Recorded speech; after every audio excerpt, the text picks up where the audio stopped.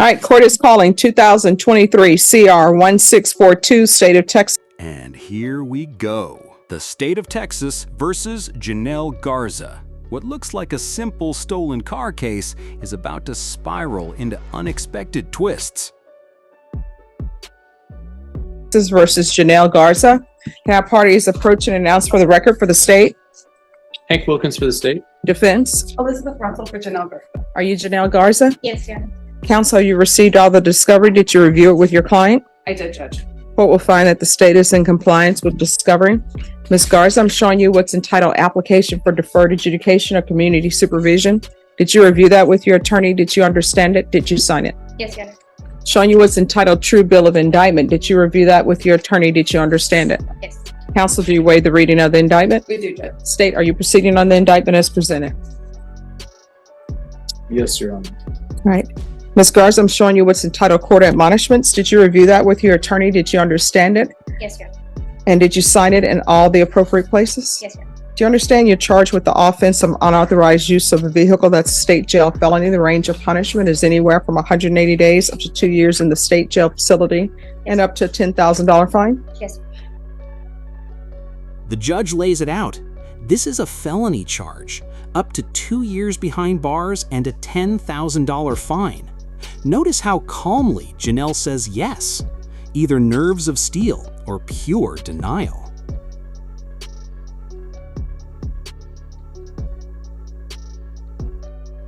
After reviewing state's exhibits 1 and attachments, the court will find there is sufficient evidence to find you guilty. The court will defer finding of guilt as you've applied for deferred adjudication. Are we proceeding with sentencing? We are, Judge. Anything you wish to say on behalf of your client? Yes, Judge. Ms. Garza, at the time of the offense, had been a drug addict for several years. When she was arrested, it was her first felony arrest, and it scared her. It scared her enough to get clean and to get a job. Since May 10th of this year, she's been clean. She did it on her own without going to rehab because she couldn't afford to go to rehab. And she's been clean for over 6 months. She has reconciled with her mother, and she's been employed since June of this year. She is a different person than the person that committed this offense because she understood and is willing to take responsibility for exactly what happened and wants to move forward with her life. She understood a change was necessary.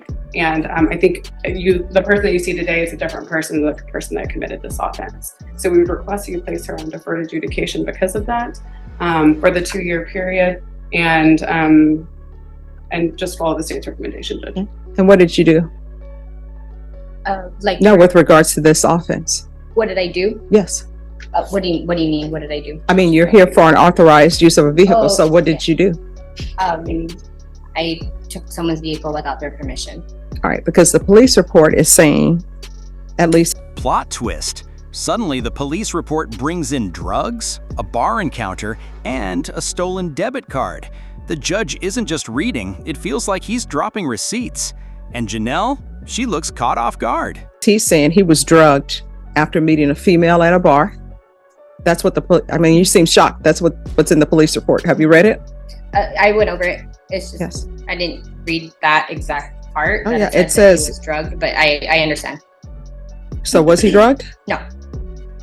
And then he said his debit card was taken without his permission as well. I did not take his debit card. Well, they found it in your purse. That's what the police report says. Because it says right here. I don't remember them saying anything about that, and I don't remember having the debit card or anything. It says, according to the original case number, victim had been drugged after meeting a female at the bar. Victim allowed the female to take him home in his vehicle. After waking up, he discovered his vehicle was gone with the keys, cell phones, and multicolored debit card. He found out later in the day his debit card had been used at a local gas station. The stolen vehicle, which is what we're here today, was found today, had the keys in the ignition, and had no signs of tampering in the steering column. Victim stated he never gave any consent to take or use his vehicle and wanted to process with charges. Victim gave us consent to process and search the vehicle. While searching the vehicle, victim's debit card was found inside her purse. So they're saying they found his debit card inside your purse. Mm-hmm. The debit, you're saying, No, I'm saying I understand what you're saying. I don't recall them ever saying that or them telling me that or them ever saying that they found a debit card in the purse. If they did, Yeah, that's what they say right here. I understand. I just don't recall them ever telling me that personally, or them ever bringing Well, that up. wait a second. This is what the police report says. The debit card was a multicolored debit bank card. I also found a gray camouflage bag in the trunk with some work gear and victim's work identification card. Suspect, that's you, was advised of her rights and asked why victim's debit card was in her purse. Suspect said she found it in the vehicle and thought it belonged to her friend. The bag in the trunk, she said, was already there. She said she didn't know the vehicle was stolen. So the debit card was found in your purse.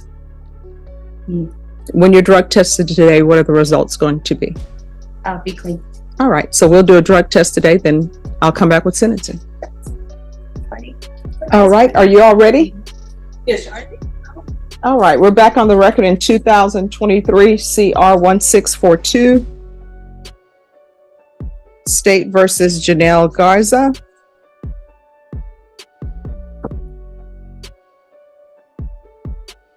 So when's the last time you used marijuana? Yesterday. All right, so what your attorney was singing your praises about how. Boom. The defense paints her as 6 months clean, but under oath, Janelle admits she smoked marijuana yesterday. That's a credibility crash landing in real time.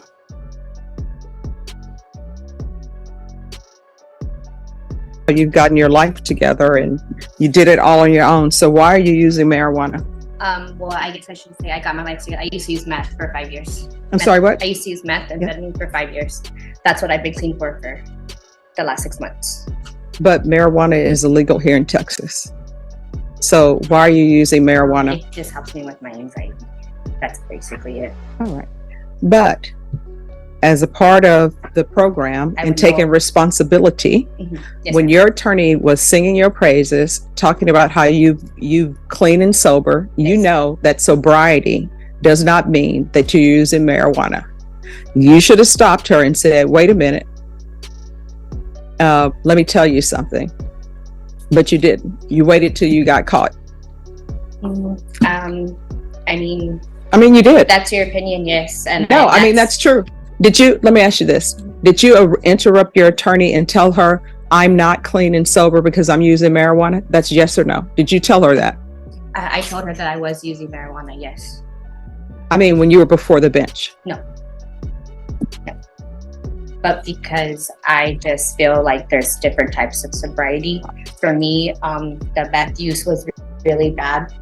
So, and I couldn't carry a job for the last 5 years. And in the last 6 months that I have been sober from methamphetamines, I have been able to get a job and get a car and see my daughter every day and be a mom and be present. You're not allowed to use marijuana while you're on probation. I understand that. And I understand that I would not be able to use it and I won't use it. But do you understand you're not clean and sober? Yes. And So what do you do for a living? I'm a nanny. Oh, not anymore. I don't allow people on felony probation to be nannies, to be home health care providers, and especially someone who's not clean and sober.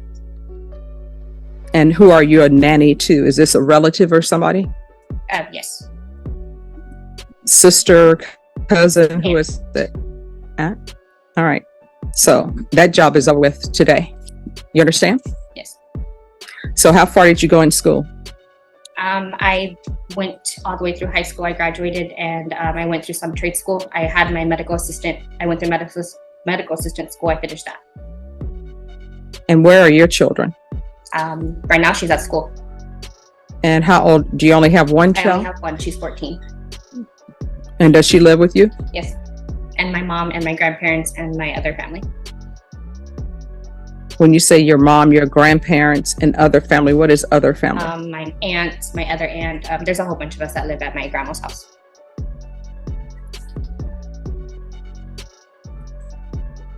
All right. This is what the court is going to do. Are there any other questions? No, Your Honor. All right. There's a $500 fine that will be probated. 3 years deferred adjudication. Going to do a TAP evaluation followed Recommendations. If they recommend inpatient treatment, we'll start with intensive outpatient treatment. There's going to be 90 sober meetings in 90 days. I'm going to want her tested for levels. If the marijuana levels go up, then we're going to address that. Yes.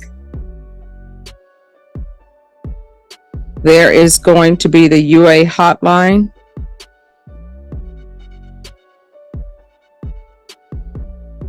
Regular reporting by Zoom or in person.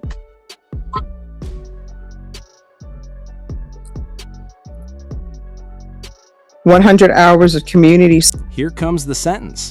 Community service, drug tests, parenting classes, treatment programs.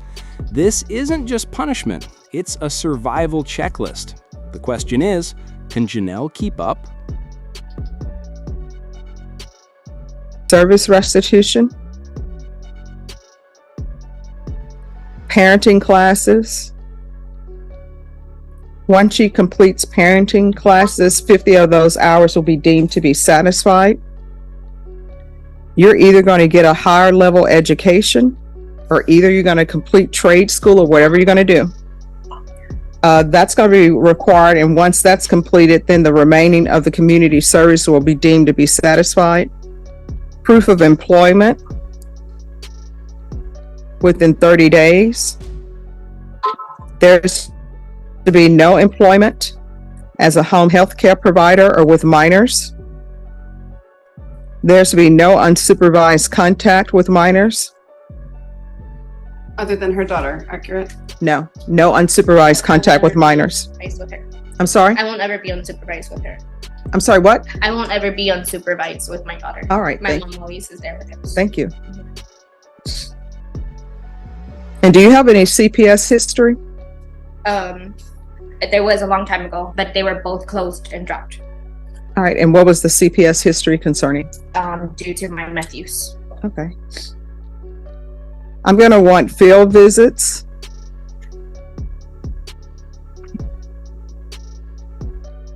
One time per month for 3 months. And if there are no issues,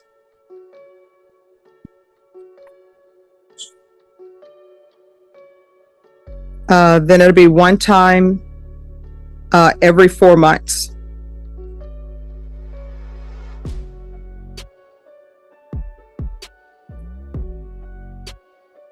Restitution, if any, and no contact with Josiah Hernandez and counsel. If there is restitution that's determined by probation and you think it's inappropriate, you can come back for a hearing. Judge, I do think we're going to need a hearing. They've submitted numbers to restitution that we believe is inappropriate. Okay. All right. And probation, is there anything else she needs? Your Honor, I apologize. You said restitution, if any, and no contact. Josiah Hernandez? Yes. And it's Josiah. Thank you, Judge. Nothing else, Judge. Is there anything you need from the court to be successful? No, yeah. All right. And then if you all want, Ms. Ferguson will set it for a restitution hearing. I'm going to show you what's entitled Trial Court Certification of Defendant's Rights to Appeal. Did you review that with your attorney? Did you understand it, and did you sign it? Mr. Crispin, I don't understand why you're here. You're supposed to go to inpatient treatment, the end. No, you're supposed to go into inpatient treatment, the end. So you're scheduled for lifetime recovery on November 14th. That's where you will be. I believe it's the 14th.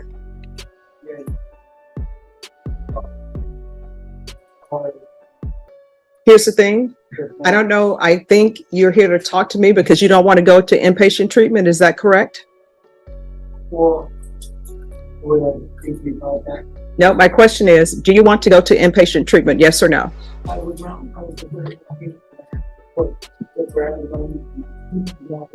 right, you're going into inpatient treatment, Mr. Crispin.